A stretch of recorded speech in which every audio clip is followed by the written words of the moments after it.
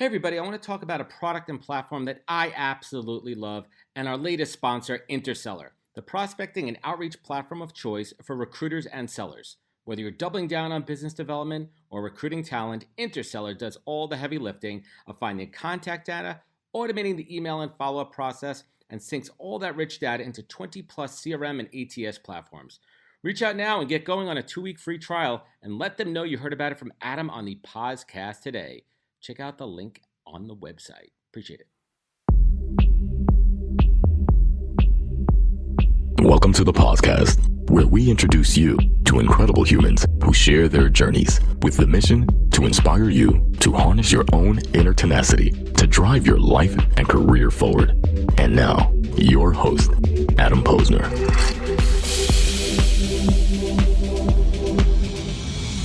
Hey everybody, welcome back to the podcast where I bring you the best and brightest from the world of business, marketing, personal growth, and salsa making. Yes, salsa making to help you harness your inner tenacity and drive your career forward. My guest today is Matt Bennett, founder of Dreams Aren't This Good, and we'll call it DATG for short. It'll help shorten up the length of this podcast. Just kidding there. And it's the world's first salsa lifestyle brand. We'll get to that. And Matt has spent a good portion of his life coming up with the formula for success he's put into motion since launching in 2018. And Matt, a longtime salsa enthusiast, came up with the idea of DATG while he was in school and then executing on it years later. And prior to launching this awesome salsa brand, lifestyle salsa brand, Matt spent time launching his own t-shirt company, working at a friend's oil company, as well as Be Somebody, which creates digital programming for the business world. And he's also more recently worked as brand development manager for a distribution company until he left to follow his passion in salsa. Since then, Matt has grinded out a solid product line of delicious salsa flavors, which I had the opportunity to enjoy. That pineapple one, man, that's special. That's a good one. And put some of his background into fashion studies to work in his line of merchandise and facilitating donations from a portion of the sales to everything in charitable causes. And that's admirable. That's awesome. So let's get right to it. Matt Bennett, welcome to the podcast. Thank you very much. Nice. That's a solid intro. I'll send it to you. Yeah. You could keep it. You could send it to your family. Like, this is what I do. I made it. Look, check it out. I got this cool little intro here. But before we get into the salsa story, let's talk about that journey. I would love if you could, just briefly tell us what got you to the point of being, aspiring salsa king in New York. Yeah. So I think it's kind of two parts is usually when I share is, I think part of it is just kind of typical story, right? Is, somebody that likes making something and falls in love with making it and, just gives it to friends, right? Like that hobby or early on. And I think for me, so I grew up in Southeast Texas, so hopefully I have some credibility. And I basically took kind of just the Mexican culture so heavily part of, Texas, obviously, and went to school in Louisiana and Baton Rouge at LSU and started mixing the Cajun part of that into it. And my family's all from the South and from Louisiana as well. And so I think, that's where it started. And, just taking that and then fast forwarding many years. So now it's about 15 or 16 years before I actually started this venture. And I just share with people that, I never really did anything about it because I was scared, right? Like I didn't think I was prepared and I didn't even know what prepared meant, right? Is like, how do you start a salsa company? How do you even go about it? What's the first step, right? Like, what do I do? How much money do I need? Do I got to ask people for money? But what do you think no idea. But what do you think was holding you back, right? Like you were created the salsa, and I assume in your kitchen, you've done it for years. Friends and family loved it. You were probably the hit of the party. Like, Matt's gonna bring that salsa again, right? You were that guy, right? Yeah, and everyone loved it, and you're like, shit, I can make a business. But what do you think that was? What were you scared of? Were you scared of the journey that lied ahead of you? Were you scared of failure? What was it? I think both, and then I think the third piece is success. You're scared of success.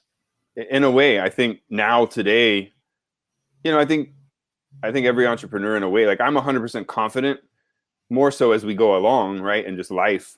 But I think I needed to go through, me personally, I just needed to go through everything I've been through to get to the point of saying, I'm going to do this for real. And it took living in different states, doing different jobs some applicable and some just, Joe jobs. But I think I started getting into event marketing as part of my background. I lived in Atlanta and I worked for a marketing company, and that started opening me up to like experiential marketing before what it was. And before whatever title they slap on it these yeah, days. exactly. And so I think just really traveling, seeing the country, understanding kind of how to move product from one side of the puzzle is like the real consumer facing marketing side. And then I kind of stepped away from that. And I think going through all of this, I was just never ready for, and some people are like, well, you're never ready, right? But I think I had to go through that. And then on the other side is, so as you mentioned in the intro, this is my 4th startup venture. Lots of failures, and but you need those. You need those to build upon. I mean, it sounds so cliche at this point, but when you talk to folks like yourself, and you're like, "Well, if I didn't fail in this capacity in the first one, if I didn't do this in the second one, I wouldn't have gotten to this point of the salsa company where I really understood X, Y, Z, consumer marketing, distribution, consumer packaged good, food, health, and safety, like X, Y, and all these million things." Exactly, 100%. And I think all my ventures have been in different spaces. So from apparel to tech and social to literally getting oil out of the ground. And always through the whole time of these 15 years, I was like, I gotta do this. And I think, 3 years ago when I stepped away from Be Somebody, which is still going and doing very well, I came to a point where I realized, like, I'm in New York. I'm in a place where it's kind of unexpected in a way. And I've been through enough to know that I can do it. I've been beat up enough. I've taking your punches. Yeah. Like I literally tell people, I'm like, I need to be punched in the face some more, like metaphorically, because I then know that I'm moving in the right direction. Right. I like that. So what was like the impetus, right? What was that kick in the ass to say, all right, no, you're going to start this salsa business and get to it? What was that? Was it a pivotal moment? Was it kind of a culmination of things that were happening in your life?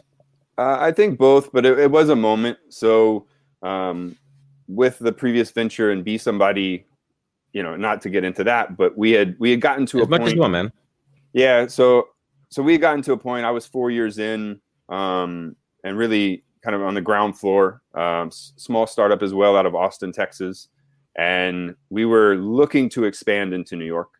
And so one of my best friends, who I live with still currently, has his own company, and it's a beauty company. And thankfully he's doing very well, to understand one, kind of where I was, and say, hey man, just come up. Like if y'all are trying to expand, you have an outlet, like you literally can come up. And so I did. And that was a little over 4 years ago. And the first 6 months in trying to transition Be Somebody, the founder got a partnership deal with Kroger in Cincinnati, and we moved the company to Cincinnati. And through that time span, which was about 4 years in for me, I went to Cincinnati and helped pivot the company basically. And in those moments, I realized, like, I've served my purpose. I've done everything I can. And I was like, it's time for me to step away and let you keep going, but I'm going to go back to New York and I'm going to figure this out. I'm going to start a salsa company. And I didn't know what I was going to do or how I was going to do it, but I knew that's what I was supposed to go do. I love it. And what was step one, man? Like, was it like, all right, first I got to come up with the formula, then I got to come up with the label, like, then I got to come up with a brand, then I got to get some money, then where do you even start with something like this, man? Yeah, it's kind of my ethos of, it works for me. And what I mean by that, and I'm evolving. So I kind of, in a way, and maybe I'm not unique per se in this way, but for me, I kind of just build things backward. Like I do it the opposite. And, well, you're building the airplane as you're flying it. 100% and 100%. And, so I stepped away and I took a little bit and I was like, how do I do this? And so I knew that I had to see the other side. So all my experience had kind of been on the marketing consumer side, but I didn't know how it got there. I was like, how does this industry even work? I don't have a food background. I'm not 20 years in and say, oh, I'll just go start a salsa company now. So I did everything. So I went to work for a beverage brand here in New York, and thankfully got a brand development role.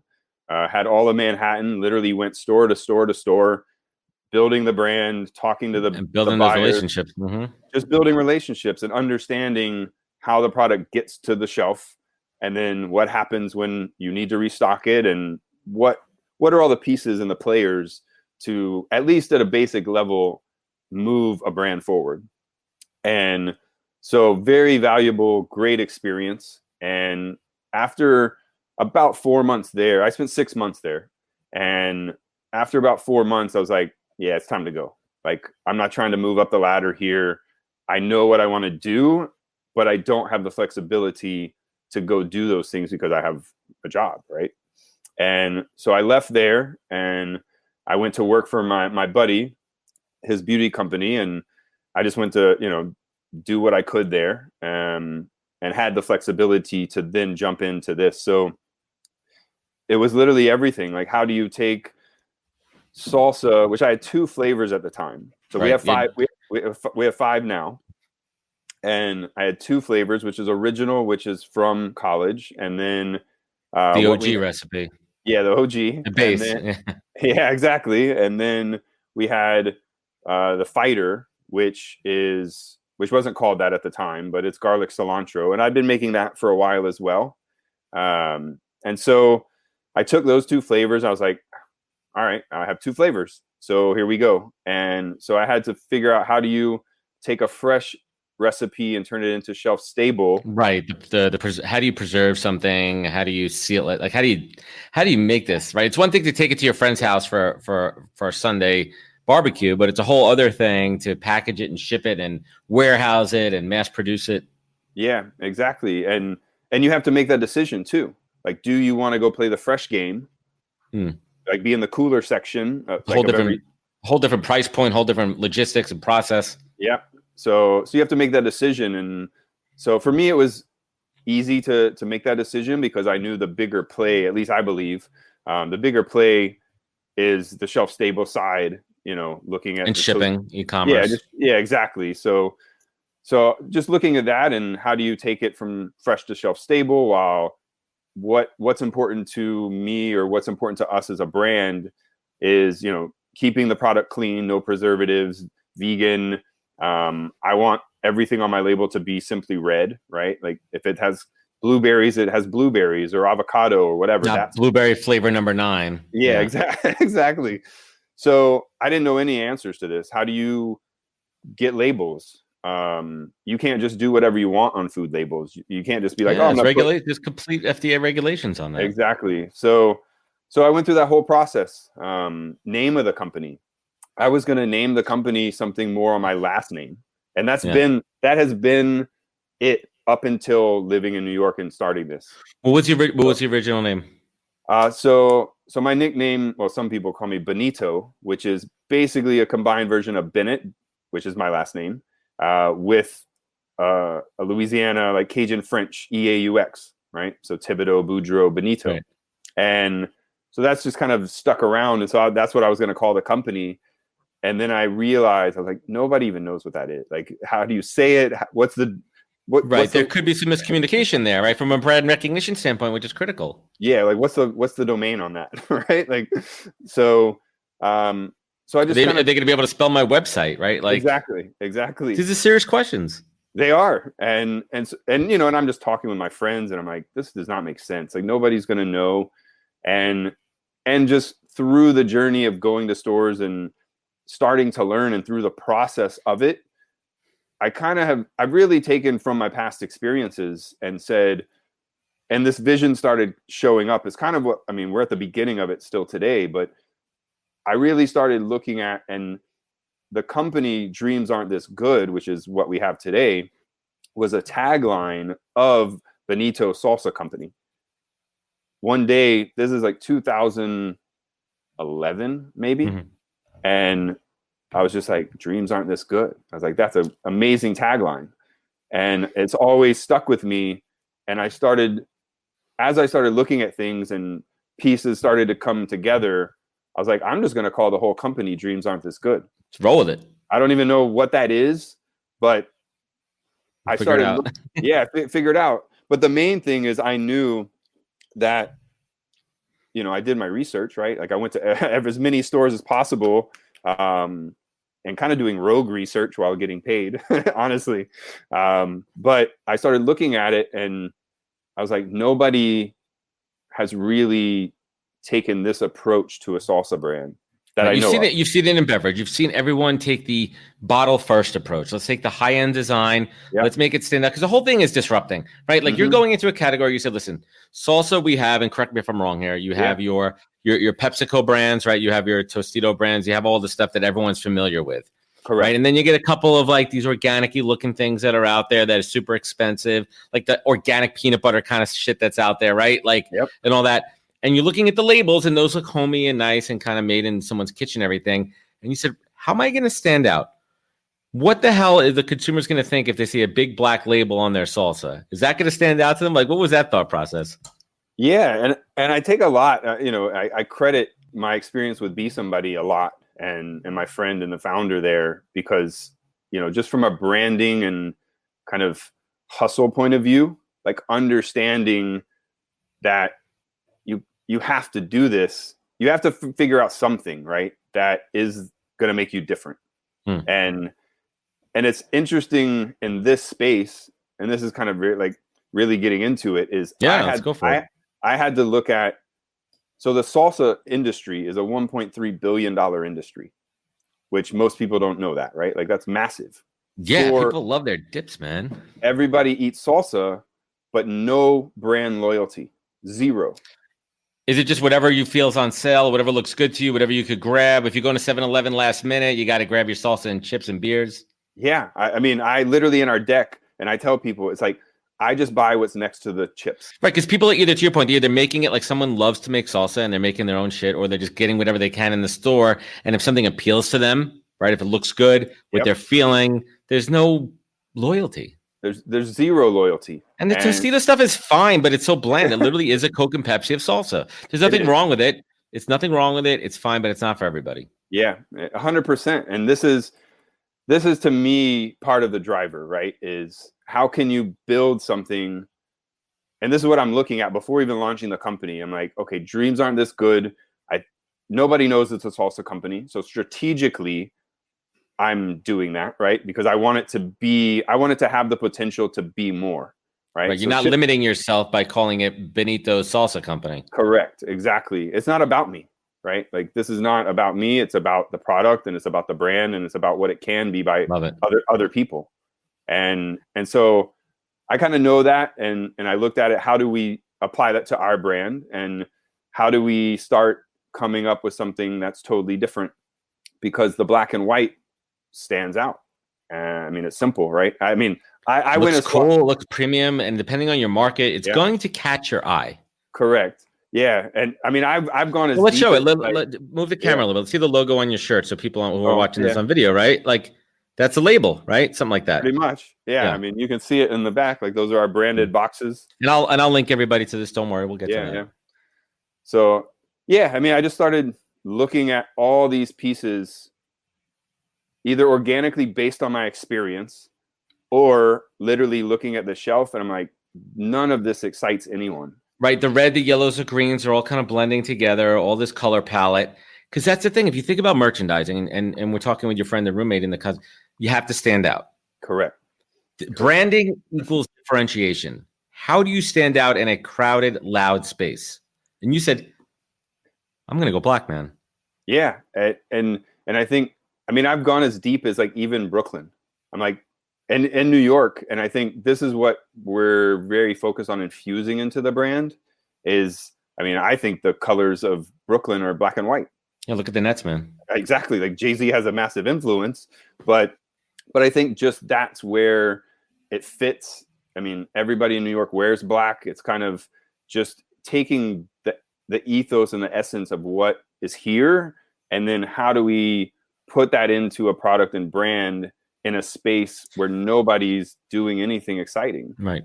So let's talk about the product itself, though. And I had a chance to taste it. It's certainly good in its quality. How did you get the word out? Like sampling? I mean, how do you get the word out and build a brand from scratch? Still Because learning. ultimately it's about the product, right? Like Matt, ultimately it's about the Yeah. product. If your product tastes like shit, no one's going to buy it anyway. Correct. Because it has to start with the product. It doesn't matter. You can put lipstick on a pig. It's still a pig. The product has to be excellent. I mean, what was some of that? I mean, thankfully you said you had 20 years of making this formula. Like, how different is what we have in the jar from your original? It's not far. But I mean, there's obviously certain nuances for shelf life and right. Yeah, it's definitely different. I mean, what I had to do is, so one, right, keep in mind, I had 2 flavors.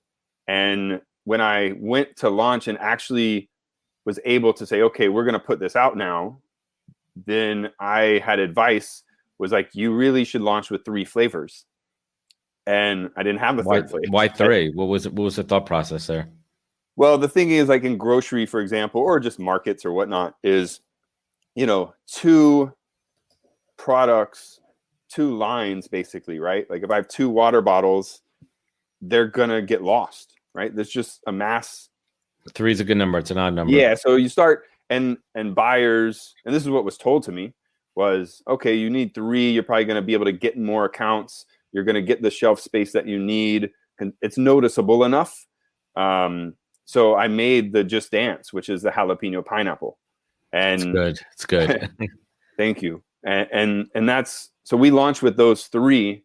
And then, and we can talk more about strategy. But yeah, we launched with those 3. And so that's where I was like, all right, we have the 3 products and this is what we're going with.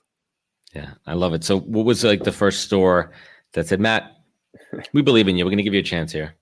Yeah. So, and this is, so I'll step back a second. I think part of the learning, and depending on whatever you're doing, is like, I wasn't even planning on selling to stores initially, right? You were just going to go direct, or I was like, well, I can go somewhat direct, but more I was like, I'm just going to go to pop-up, artist markets and right, kind of do the market thing, farm market. Like like I made these products not knowing that they would sell. Right, because you're right. That's a very fair point. Like, you didn't just go right to the stores. Like you said, let me see if this thing has market viability. Do people want it? Is there demand for it? Correct. I need to learn enough to have the confidence in, like, okay, if I put this on a shelf, I don't even know what happens after that. But I was like, all right, if I put this in a store. So I did that for about 2 months, and I quickly realized, 1, that I had something, but 2, I was like, I don't have the bandwidth. It's not worth the investment at this time, because it's literally like me, right? So doing everything, and a couple of friends jump in here and there, but I'm doing it all. And I was like, all right, this is not really going to work. So I need to start going to stores and seeing if we can get a bit more traction. And so I started in Williamsburg in Brooklyn, and just walking store to store, street map it out. Found all the special. I went down Kent Avenue, and all the specialty stores. Mm-hmm. Yeah, all the specialty right on Domino Park. And the first store was Meckelberg's, which is awesome, amazing store, wonderful people. And they were like, yeah, we'll take it. I was like, okay, cool. And then I went down the street to City Acres. Yeah, we'll take that. So I just kept doing it. And, in this a month. This is the work, man. This is the work. This is the grind that goes into it. It's not like Trader Joe's just gonna be like, bring it, give us 1 million cases. Yeah. No, and we're getting there. But, I think one of the best parts of it, and I have to check myself sometimes, is like, 1, remembering what you've done, but 2, like, this is how it is. Like, I know my stores that I've been into. I know what it takes to get it into the shelf. So I can, 1, share that, and I can, teach somebody, I can educate, I can also learn more. But 2 is like understanding that every store is different, every buyer is different, every layout is different. Mm-hmm. So there's so many factors that go into the process of taking something and getting it to the consumer that you just don't realize until you're in the middle of it, doing it, and being able to go and then rack up 20 accounts in Williamsburg and Greenpoint in about a month and a half. And I was like, okay, we got something. Yeah, so let's talk about that for a minute. Yeah. It's one thing. Let's be real here. It's one Yeah. thing to sell a cool, hip, bespoke kind of salsa brand in Brooklyn. And listen, maybe that's what you're going for, and you're perfectly fine with that. But I have a feeling that you're looking for a little bit bigger at this point. How is a product like that going to translate in the middle of the country? And how's it going to translate to the Budweiser drinking? You know, right? Like, you know what I'm saying? Like, how is that going to land outside of the urban hip areas of the country? Yeah. Or is that not your market? Like, what's your thoughts here? Yeah. Again, I come back to just continuing to learn. Like, we're so early. I mean, we're 20 months in, and having great success, very thankfully. But I think organically what we're finding, whether it's black and white packaging, whether it's just that it looks cool, I kind of say we're building the brand for today's consumer, right? Salsa consumer. There's so many factors. Is it a give back piece, which we can talk about? Yeah, as well. definitely. But what I've learned is I don't know the answer to that question yet. Honestly, getting there, right? And if I put it in Des Moines, Iowa, what's going to happen? I don't know. However, I'm very confident the thing I have learned, I guess I should say it this way, is if you put it in the right place, in the right store, right, at the right price, it's going to sell. Right. So it stands out. People looking at it, they want to try something different. And salsa is also a low barrier to entry type of thing where it's kind of a one-off, right? You're not changing your brand of laundry detergent here, which might affect for loads of laundry. Right. Like, it's like, let's try it. If it's good, great. If it sucks, screw it. We're never going to get it again. Exactly. And that's, I think that's a good point, right? Like, it's like, is this going to catch your eye? Is the word dreams, and strategically, right? I literally put that on there. I'm like, I know at least I can get your attention because it has the word dreams on it, and you either connect with that or you don't. And most people do. And so it's like, at least if I can get your intrigue, then thank you. And then two, let the product do itself, right? Like, let it work. Let the product talk for itself. Exactly. So let's talk about the branding for a moment. And I urge everybody to check out the website because I've been on it doing my research and prep for the show. And it's just different. I mean, it literally looks like a Tough Mudder competition with people fighting over salsa right there. I mean, it's very hip. It's modern. It's urban. It's got a good feel to it. I mean, that's disruptive. That's disruptive, man. What was the thought process about building out what the brand ethos and feel was? Yeah, I think, looking at it and trying to knowing that what is in the jar is, I say it's the freshest shelf-stable salsa on the market. I believe that, but I've also been told that. So I'm like, all right, let me run with that. So I know what's in it is solid. I mean, obviously, I believe it's the best in the world. But outside, all the other components to help build the brand, looking at the give back piece to the colors of our lines, or the flavors are highlighted by the subway lines of New York. So that's pretty cool too. Yeah, they're literally and that's on the jar, literally the Pantones of that. So infusing along with ingredients, how do we infuse our culture and what started this into the brand? I mean, even these lines here, right? I guess over here are, to me, they and this is all branding. Is like, I started coming up with this by wearing these ear pods, walking around for 2 years to start this thing. And these represents the crosswalks of New York. Yeah. That's cool. On the top of our logo is a cloud logo icon, right? Which is our logo as well. And it's like, I say, you're walking into your dreams because you live in New York City, right? And so all these pieces we started putting into the branding and the packaging. And then I have a wonderful creative team. So I started with a creative team because I wanted to bet on brand. I knew that we had to design and make something that is different to be able to have a chance. And I could put out any product with a sticker on it and it just doesn't matter. No. But how can we get that emotion into, like, on our site, like you said, those composites are created by our team and they conceptualize them. I don't even really get involved. And how do we create this experience, really extending from just taking this and be like, oh, cool, I got some salsa. How do you really extend that experience to the consumer and through all these types of branding, and then start tying together as a whole of how do you actually start getting that loyalty, because it's just something that has never been presented in this way for this type of brand. Yeah, that's awesome. And let's talk about the Give Back program for a moment here. And each line, correct me if I'm wrong here, each line is tied to a different charity, and they're personally related, I believe. So tell us a little bit more about this Give Back program, why it's important, and why you decided that each line was going to go to something different versus just a brand going to one charity. Yeah, it's a great question. I think it's an underlying piece to what we're doing that is part of the bigger vision. And that's developed along the way. But it all started, so I just wanted to give back.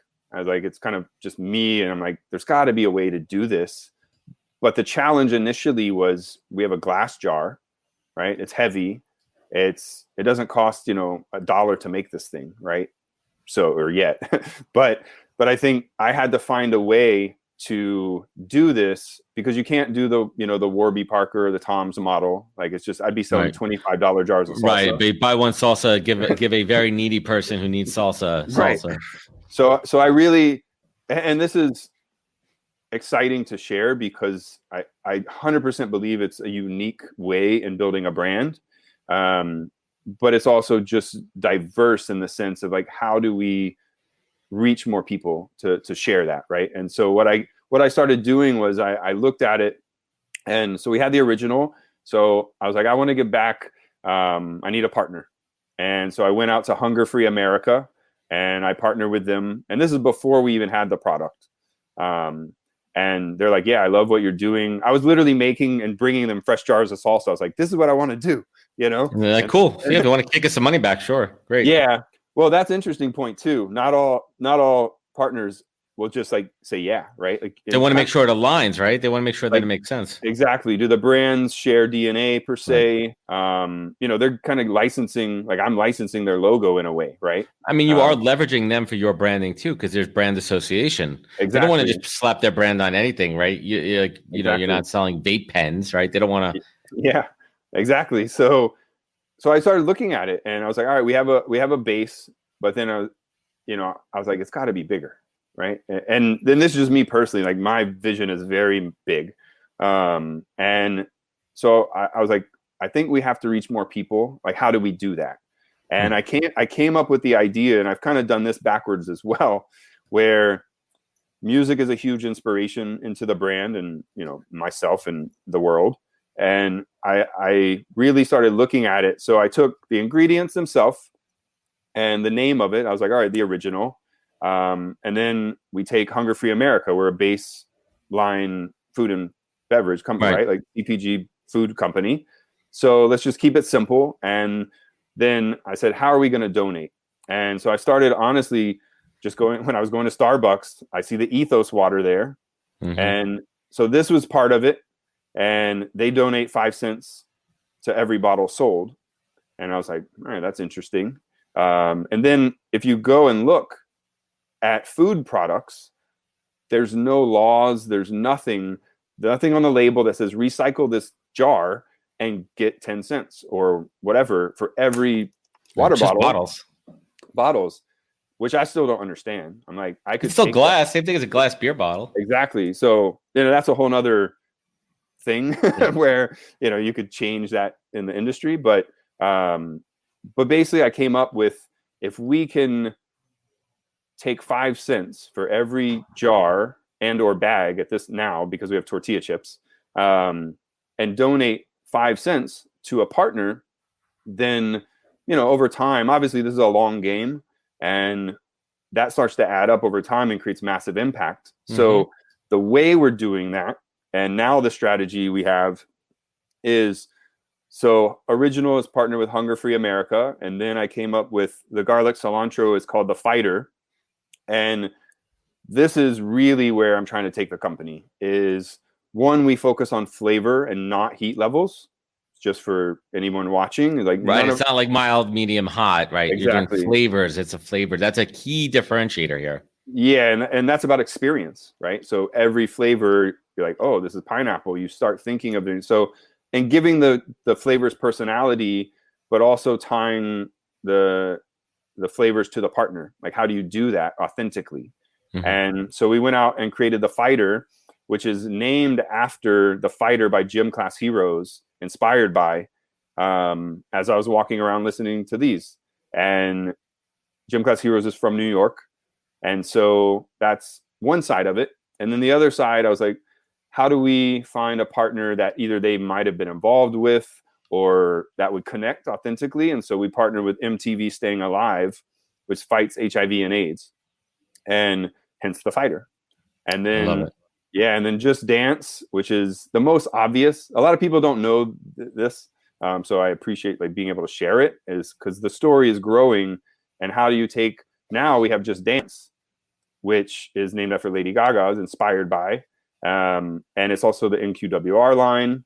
And then the partner is the LGBT Center of New York, which Lady Gaga very much supports the gay, the gay community. So, and then we have Now or Never, which is our fourth flavor, which is avocado pepper. And then the partner is Ace, which fights homelessness. So I basically say you're going to change your life now or never going to do it. And then the fifth partner and flavor is Girls, Girls, Girls, which is blueberry coconut, which is, I got to try that one. Yeah, it's a very and I can share more on that. But the partner is Girl Up, which is young women empowerment. Awesome. And the song is actually a Wyclef song, not Jay-Z or Van Halen. But so that's how we tie it all together. And looking forward, so every line has a different partner, and then every line also receives direct donations from the sales of those products, right? So additionally, I should say that our tortilla chips, I can't forget them. They're pretty good too. They're kind of the like extra piece that's like, now you have the experience. But their partner is LifeBeat, which is sexual awareness, increasing that. So amazing partners all on board, and we donate to them directly. And then with that, obviously continuing to grow what we're doing, but looking forward, I really want to take that model and kind of basically Ben and Jerry salsa. So how do we launch more flavors? How do we, and there's many ways to do that, right? Community driven. You see other brands doing it. Ben and Jerry's kills it. They do it. I mean, they're the innovator. Fun fact, Ben and Jerry went to my high school. Fun fact. Awesome. Yeah. And so did Debbie Gibson. Yeah. So that's but yeah, so just looking at other brands doing it, and then how can we do it in our space, right? Oh, I love it. That's commendable. Yeah. That's absolutely awesome. What's your favorite flavor if you had to pick one? So it's always been original, mainly. Well, you have loyalty, man. I mean, OG will look back at you and be like, "Man, what the F, man? Like, why don't you love me like that anymore?" Yeah, I mean, but the real answer is all of them. But, but no, now I lean currently to Now or Never, which is the avocado pepper. It's just different than our other four flavors in a way that its consistency is smooth, but you don't really taste the avocado. I think it has the most spice, but it's not spicy hot. Interesting. I think it, so right now it's Now or Never, but that changes depending on season. It depends, Right. You got it. Well, that's what's cool about it. It's mood based also. When you're shopping walking down the aisle and you're picking it, what's your stance as a salsa expert and a dipping expert? What's your stance on double dipping? You can do it if you flip the chip around. So you're still biting the edge of it, though. Yeah, but technically not double dipping in it, right? Like, so I never do it because I just eat the whole chip. Right, exactly. You shove the whole thing in. You can flip it around and use the other end that's not touched. But it's interesting. I thought when Tostitos came out with the scoop chip was the greatest innovation in snacking in a long time. I'm a big fan of the scoop. It just makes sense here. But I think your flavors are certainly on the cusp of greatness here. And I want everyone to try them. I want everyone to go out and we'll link that up in a little bit. But I want to talk for a second about, the entrepreneurship journey. What was the hardest lesson that you have learned, in the past couple of years? Yeah, that's a big question. It's a big show. I think probably for me, I've been super thankful to have the right people around me, and different facets, right? But I think I take that, and that is so important. if you don't have the right people, because this is, I mean, as you know, right? Like, and I watched some of your videos, and it was awesome. I mean, your intro video on your YouTube, I watched it, and Oh, thanks, man. Like, you got fired from Gary V, right? Like, that sucks. It did. But now you're here, right? And that wouldn't happen without the people around you. And then further, the biggest thing that I have to check with myself every now and then is just understanding at some point, you know that you can do it, right? Confidence. Yeah, like, well, yeah, confidence. But it builds, right? Like, you build that self-worth, that like, I'm doing something right. This feels good. Yeah. And I think it takes all those things, right, as part of the journey to understand that. But then knowing that I've kind of been through most everything I can go through. I mean, something's going to happen. Like, I'm trying to raise money now. I'm like, all right, this is going to be challenging, right? But I know it's going to happen, right? Like, we've built value in some way, but me personally, along the journey, just knowing that I'm willing to go through this because I know I can do it and I know it can be done, versus questioning. I don't really focus on the how it's going to happen. I just know it's going to happen. And I know that I can just, there's something that you learn along the way that it doesn't start to become a question. You just already know the answer. You just have to go find it. That's called manifesting, my friend. Yeah, that's called manifesting. I'm a big fan of it. Matt, what's the single greatest piece of advice that you've ever received that you take action on every single day of your life? Man, that's a good one. We're in the home stretch here, man. Yeah. Heavy stuff. Yeah, no, I love talking about this stuff. I mean, people, well, someone once told me that, you just have, well, two things, and I don't know why these particularly stick out. But many years ago, somebody told me, they're like, you just have to keep zigging and zagging until you get there, wherever there is, right? So you could say that many different ways, but for some reason that really stuck with me and it made sense to me. And it's just like your own game. Like, you just have to keep going, right? But zigging and zagging really stuck with me for some reason. And then when I moved to New York, I'd been to New York before and spent some time, but living here is totally different than being a tourist or a visitor. Hell yeah. Like, totally different. And thankfully I have my buddy, he's like been in it he's lived here for about 6 years. So he's a little ahead of me. But I think what happened was I was probably 3 or so months in living here, and I walked out my door. I was living in the Lower East Side, and I walked out my door, and I don't know if it was a guy from the building or what, but he just showed up and we started chatting, and he said, you either get on the side, like, I don't even know what they call them in airports, but the things that the people movers. Yeah. Right? Like, they have a name for them, but he's like, you either get on that or you're going home. And again, it just made sense. It was the right place in my life, I think. And I think about that obviously today, where it doesn't have to be in New York that you're doing that, but here, obviously, it's a different speed. And I think understanding that gave me clarity on, like, okay, this is the ride I want to be on, and this is the direction I want to go, and this is the pace I want to go to get to wherever we're going, right? And maybe that's a long answer for it, but it really brought clarity, not necessarily advice, but it was just, hey, this is how it is. And if you get on it, you're going to be good, right?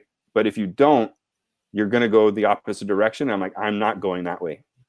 So, yeah, no, I get it, man. No, that's a good one.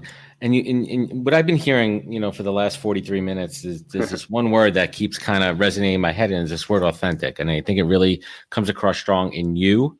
It comes across strong in the product and the brand. Thank you. What does that word mean to you?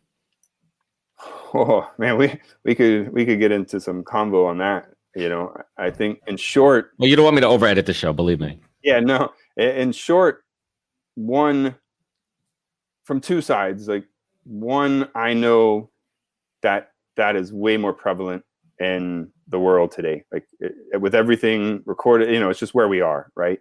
And I have to make sure that I'm being myself as much as possible. And if I do that, then it'll come through with my team. It'll come through in the brand. It'll come through in communication on Instagram, etc. That, like, I think it's just the key to getting where I believe we can be as a company. And then making sure that I'm doing the best I can to be as authentic as possible with my team and with the people around me. Some people say just real with people, you know, and I think I'm still working on it. Right. I know, and work in progress. Yeah. I mean, I greatly appreciate that from you. Because I am, I mean, this is just me, like, you know, whatever it is, what you get, whatever it is. And I think I think once you are that way and once you just be that person, then this is what happens, right? The right people start to show up. Yeah, exactly. So the success in whatever level that is. And I think that I'm continually working on navigating between the personal and the brand, and not trying to focus on just putting the same thing out all the time. And it's incredibly difficult unless you're in it. And where do you see the brand 5 years from now? You know, on your dream board, on your vision board, you know, where do you see the brand? I mean, I want to be national. I believe that, in 5 years, I mean, I'm a couple years in already. I believe in the next year to 2 years, I want to own the Northeast, maybe 3 years. And, you know, own being like, you know, people know that this is a New York brand. It's from here, and and getting loyalty. And then, you know, taking that, obviously this is going to take some finances and more team and better people, which I'm excited about because I want to build that. And then in 5 years, I believe we have the opportunity to go nationwide, and that could mean on the coast. It could mean, you know, around the country. You know, I don't know that yet. You'll figure it out. Yeah, but I 100% believe in 5 years we can do that. And then past that, I want to start looking at international. The dream is there, man. And Matt, last but not least, right? You've been through a roller coaster of a journey as an entrepreneur, roller coaster in life. You know, there were those moments when you really had to dig down deep inside, and something I believe every real true entrepreneur has in spades is tenacity. And you had to dig down deep and pull yourself up.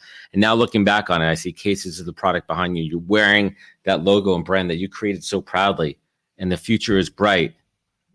Matt Bennett, what is your North Star? What's your compass? What keeps it going?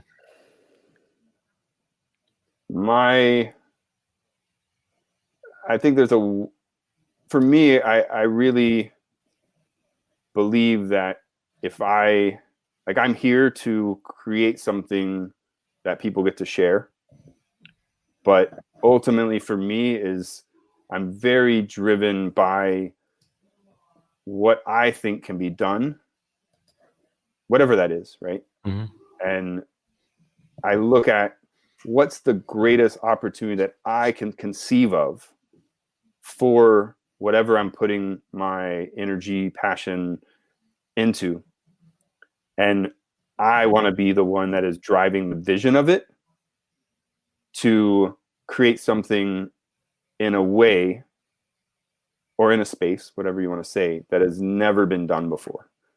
And that's what I focus, not 100%, but that's where I get the tenacity from, because I know it can be done if I find the right people. Yes, I love it. Matt, Thank you for sharing us. Where can folks find more about you? Where could they find more about Dreams Aren't This Good, That Good? Just good, that good. Where could folks find out more? And where could they get it? Where could they get their hands on this stuff? Yeah, so we sell currently in about 200 accounts, little over 200 accounts in New York, Connecticut, the boroughs, Connecticut, and then upstate to Albany about. And that's going to be growing in January, big time. Awesome. All the way down to Virginia. And then online at dreamsaren'tthisgood.com, literally spelt out. And then Instagram is our main focus handle. It's DATG, which is acronym, and then Cartel. So continually pushing boundaries there as well. Yes, there you go. It's the Salsa Cartel. He is the Tony Montana of salsa. He's taking over the salsa market. I was absolutely a pleasure to meet you, Matt. I look forward to continuing our relationship. Hang with me for one moment as I sign off here. Everyone joining us today, please go out and try this out. And if you can't get your hands on it, hopefully you had an opportunity to really understand who Matt Bennett is, understand this journey of him building this incredible salsa lifestyle brand, which is pretty awesome here. It's a great product. Get your hands out there and dip. Well, don't double dip, or maybe you can double dip. There's a lot of things going on here with COVID. Remember this. You know where to find out more about us at thepodcast.com, all the social channels. I appreciate everyone from following us, listening. If you like this episode, drop a rating, drop a review. It helps us. Remember, wash your hands, stay 6 feet apart, and catch us next week for another great episode of the podcast. Wisdom is forever, but for us, it's time to go. Thank you for joining us. Luckily, we'll be back with our next episode soon, jam-packed with more incredible humans. Thank you for listening, subscribing, and sharing. To join the conversation, search the podcast on LinkedIn. And to catch up on past episodes and more info, please visit www.thepodcast.com.